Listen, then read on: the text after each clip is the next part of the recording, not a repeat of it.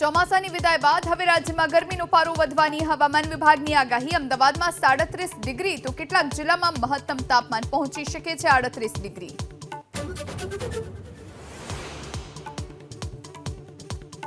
સુરેન્દ્રનગરમાં વઢવાણ કોઠારિયા રોડ પર 2 થી 3 રાઉન્ડ ફાયરિંગ। જમીન મુદ્દે જૂની અદાવતમાં ફાયરિંગ થયાની આશંકા, કોઈ જાનહાનિ નહીં।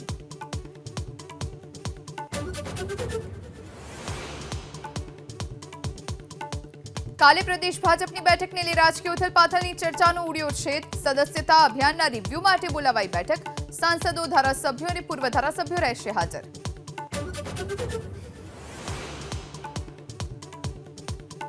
મહેસાણાની દૂધસાગર ડેરીના ચેરમેન અને વાઇસ ચેરમેનની આજે ચૂંટણી। પ્રથમ 2.5 વર્ષ માટે અશોક ચૌધરીને રિપીટ કરાશે કે નવાને તક મળશે, તેના પર નજર।